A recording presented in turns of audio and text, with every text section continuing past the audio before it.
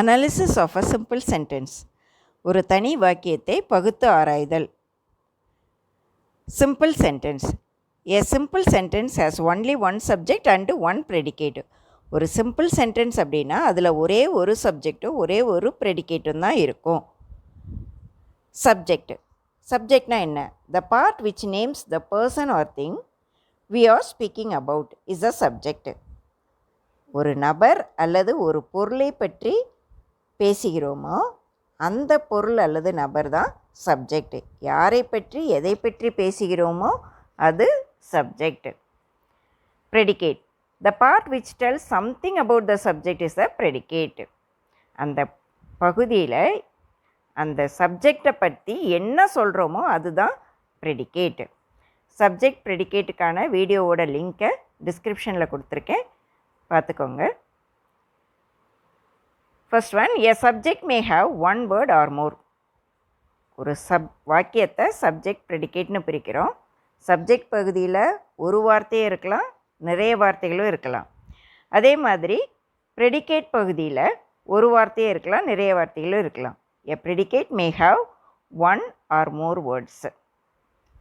Subject word. எதை subject word அப்படின்னு சொல்கிறோம்?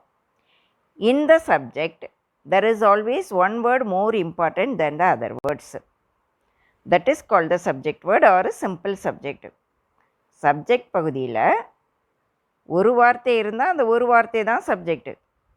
சம்டைம்ஸ் பல வார்த்தைகள் இருக்கலாம். அப்படி இருக்கும்போது அதில் ஏதோ ஒரு வார்த்தை தான் மற்ற வார்த்தைகளை விட அதிக முக்கியமான வார்த்தையாக இருக்கும்.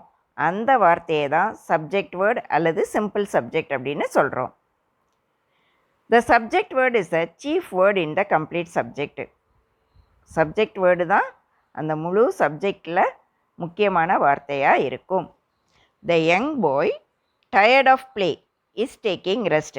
இங்கே சப்ஜெக்ட் எது? The young boy tired of play, அது வரைக்கும் சப்ஜெக்ட். ஏன்னா நம்ம அந்த யங் பாய் களைப்படைந்த அந்த பையனை பற்றி பேசுகிறோம். அவன் ஓய்வெடுத்து கொண்டிருக்கிறான். ஸோ இஸ் டேக்கிங் ரெஸ்ட்டு தான் ப்ரெடிகேட்டு. ஸோ இந்த ஃபஸ்ட்டு பார்ட்டு சப்ஜெக்டு. இதில் முக்கியமான வார்த்தை எது? பாய். ஸோ அதுதான் சீஃப் வேர்டு, அதுதான் subject word. The subject word may be a noun or a word or group of words doing the work of a noun. எப்போவுமே subject word ஒரு நவுனாக தான் இருக்கும். நவுனுக்கு பதிலாக ப்ரோனவுனும் இருக்கலாம். ஏன்னா எப்போவுமே ஒரு நவுன் ஒரு பெயர் சொல்லை வைத்து ஒரு சென்டென்ஸ் சொல்லிட்டு தான் அந்த பெயர் சொல்லுக்கு பதிலாக தான் நம்ம ப்ரோனவுன் யூஸ் பண்ணுவோம். அதனால் ப்ரோனவுனும் இருக்கும். அப்படி இல்லைன்னா ஒரு வார்த்தை அல்லது குரூப் ஆஃப் வேர்ட்ஸ், சில வார்த்தைகள் சேர்ந்து doing the work of a noun, நவுனுக்கான வேலையை செய்யும்போது அதுவும் சப்ஜெக்ட் வேர்டு தான். சப்ஜெக்ட் வேர்டுனா ஒரு நவுனாக இருக்கணும்னு சொன்னேன். ஆனால் சில வார்த்தைகள் சேர்ந்து நவுனுக்கு பதிலாக வந்ததுன்னா அதுவும் சப்ஜெக்ட் வேர்டுன்னு சொல்லலாம். சப்ஜெக்ட் வேர்டுக்கு எக்ஸாம்பிள்ஸ், ஒரு வார்த்தை சப்ஜெக்டாக இருக்கும், இல்லை அதுக்கு மேலே வார்த்தைகள் இருந்தால் எப்படிங்கிறதற்கான உதாரணம். The rich always enjoy the life. வசதியானவர்கள் எப்பொழுதும் வாழ்க்கையை அனுபவிக்கிறார்கள். இங்கே த ரிச் ரெண்டு வார்த்தைகள், ஆனால் ரெண்டு வார்த்தைகளும் சேர்ந்து ஒரு அர்த்தத்தை கொடுக்குது. Who the rich. அந்த ஹூங்கிற கேள்விக்கு பதில் கொடுக்குற வார்த்தை அல்லது வார்த்தைகள் அதுதான் subject word. Swimming is a good exercise. What is a good exercise? Swimming is a good exercise. Swimming தான் சப்ஜெக்ட். இங்கே ஒரே வார்த்தை தான் இருக்குது, ஆனால் இது நவுன் கிடையாது, ஒரு பொருளோ நபரோ கிடையாது. ஆனாலும் இதுதான் நவுன் இந்த இடத்துல. ஏன்னா நவுனுக்கான வேலையை இந்த ஒரு வார்த்தை செய்யுது, அதனால் இதை சப்ஜெக்ட் வேர்டு அப்படின்னு சொல்கிறோம். Next attribute. The subject word is qualified by an adjective or an adjective equivalent and it is called the attribute. It is also called an enlargement. Subject பகுதியில் ஒரு வார்த்தை இருந்தால் அந்த ஒரு வார்த்தை தான் சப்ஜெக்ட் வேர்டு. அந்த ஒரு வார்த்தைக்கு பக்கத்தில் வேறு சில வார்த்தைகள் இருந்து அது சப்ஜெக்ட் பகுதியில் இருந்தால் அந்த வார்த்தைகளை ஆட்ரிபியூட் அப்படின்னு சொல்கிறோம். The subject word is qualified by an adjective. Subject word noun. அந்த நவுனை சிறப்பித்து கூறுகின்ற அல்லது விளக்கமாக சொல்கின்ற அல்லது உயர்த்தி காட்டுகின்ற ஏதோ ஒரு வார்த்தை அல்லது வார்த்தைகள் அந்த பகுதியில் இருக்கும். அதை அட்ஜெக்டிவ் அல்லது அட்ஜெக்டிவ் ஈக்குவலண்ட்டு வேர்டாக இருக்கும். அதை தான் ஆட்ரிபியூட் அப்படின்னு சொல்கிறோம். அதற்கு இன்னொரு பேர் என்லார்ஜ்மெண்ட், விரிவாக்கம். Examples: birds fly. இங்கே பேர்ட்ஸ் சப்ஜெக்ட், ஃப்ளை. எல்லா எக்ஸாம்பிள்ஸ்லேயும் ஸ்லாஷ் கொடுத்து சப்ஜெக்டையும் ப்ரெடிகேட்டையும் பிரிச்சிருக்கேன். இங்கே பேர்ட்ஸ் ஃப்ளையில் ஒரு வார்த்தை தான் சப்ஜெக்டில் இருக்குது. பேர்ட்ஸில் ஃப்ளை ப்ரெடிகேட்டில் ஒரு வார்த்தை இருக்குது. New brooms sweep clean. New broom subject, sweep clean predicate.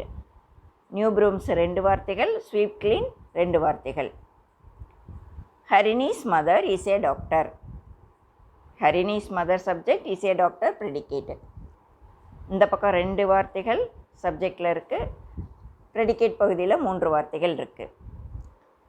Parking dogs never bite. குறைக்கின்ற நாய்கள் கடிக்காது. பார்க்கிங் டாக்ஸ் 2 வார்த்தைகள், நெவர் பைட் 2 வார்த்தைகள். 5th one, my guess is always correct. என்னுடைய கணிப்பு எப்பொழுதும் சரியாக இருக்கிறது.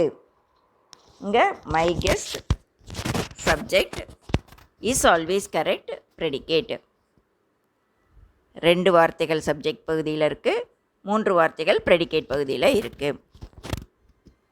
6th one, Vivek the actor inaugurated the function. Vivek ஒரு நடிகர் விழாவை ஆரம்பித்து வைத்தார். ஸோ விவேக் த ஆக்டர் அது சப்ஜெக்டு, இனாக்ரேட்டட் த ஃபங்க்ஷன் ப்ரெடிகேட்டு. இந்த பக்கம் 3 வார்த்தைகள் இருக்குது, அங்கேயும் 3 வார்த்தைகள் இருக்குது. 7th one, my aim to achieve is very strong.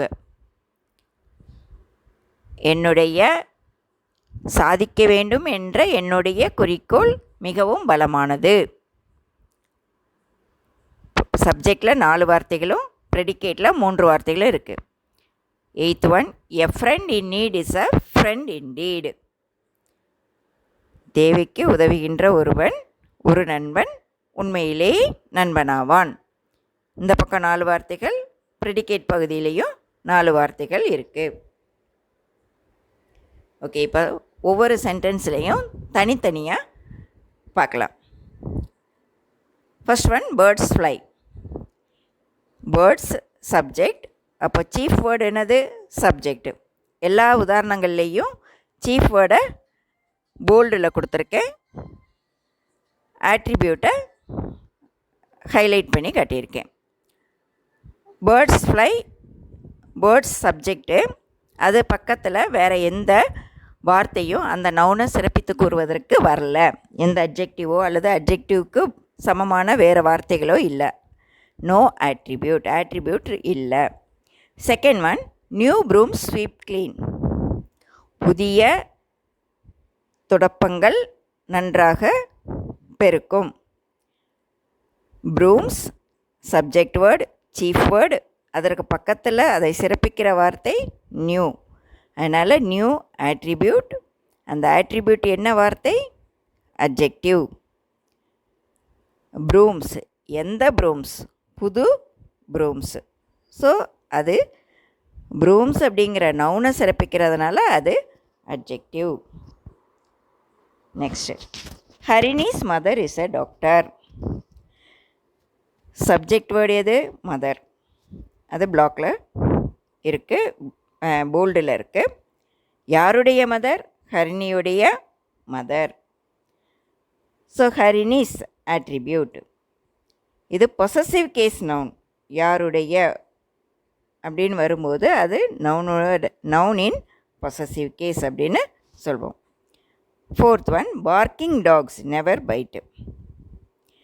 Parking dogs subject, அதில் முக்கியமான வார்த்தை எது? டாக்ஸ். எப்படிப்பட்ட டாக்ஸ்? குறைக்கின்ற நாய்கள். ஸோ அந்த பார்க்கிங் அதுதான் attribute. இங்கே parking park plus I N G verb plus I N G வந்தால் அந்த வார்த்தை பார்ட்டிசிபிளாக இருக்கும். பார்ட்டிசிபிள்ஸ்க்கான வீடியோவோட லிங்க்கை டிஸ்கிரிப்ஷனில் கொடுத்துருக்கேன், அதையும் பாருங்கள், இன்னும் கொஞ்சம் நல்லா ஈஸியாக புரிஞ்சிக்கலாம். Next, my guess is always correct.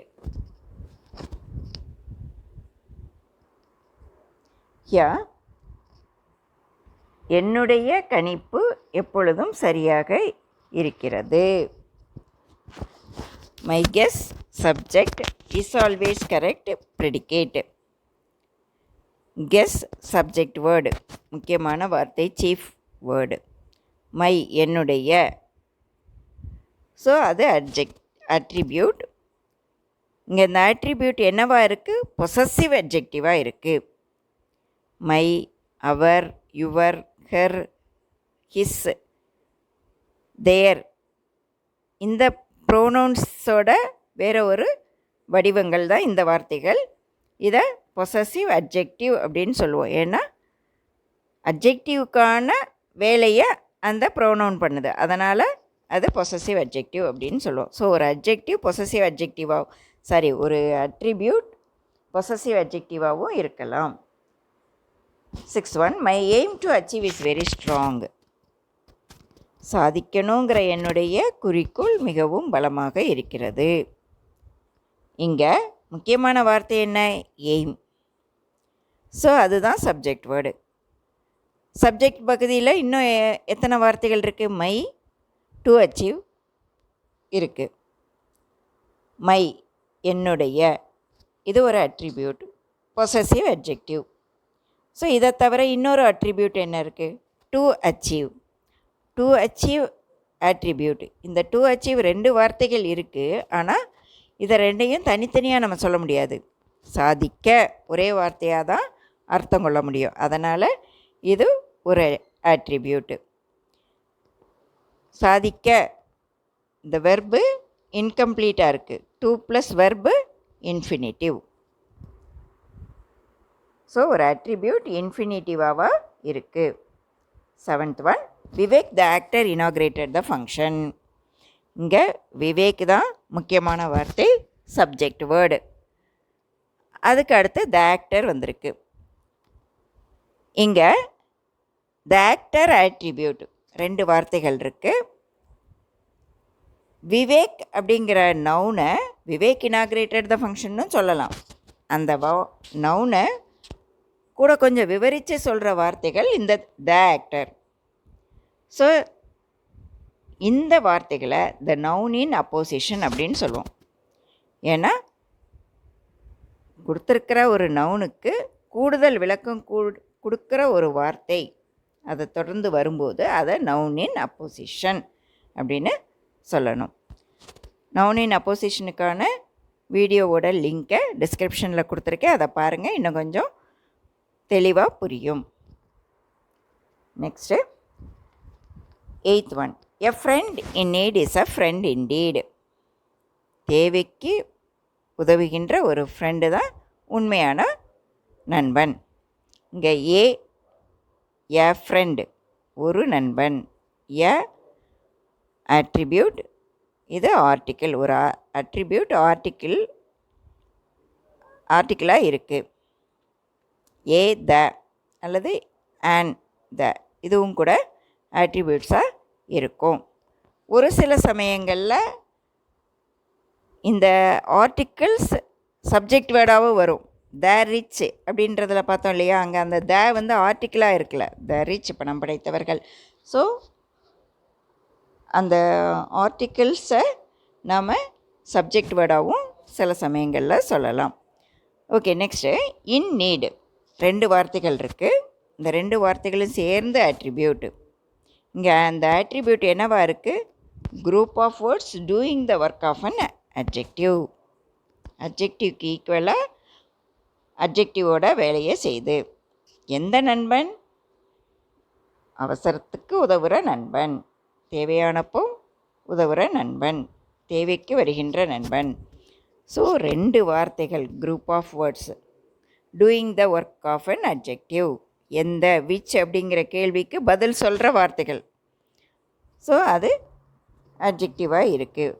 So attribute என்னென்ன வார்த்தைகள் எல்லாம் ஆட்ரிபியூட்டாக வரலாம் அப்படிங்கிறதுக்கான உதாரணங்களை பார்த்தோம். இப்போ இந்த எல்லா உதாரணங்களையும் சப்ஜெக்ட் பகுதியில் இருக்கிற வார்த்தைகளை மட்டும், சப்ஜெக்ட் வேர்டு ப்ளஸ் ஆட்ரிபியூட் என்னென்ன அப்படிங்கிறத மட்டும் பார்த்துருக்கோம்.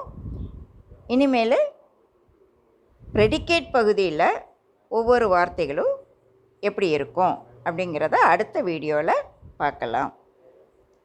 தேங்க்யூ.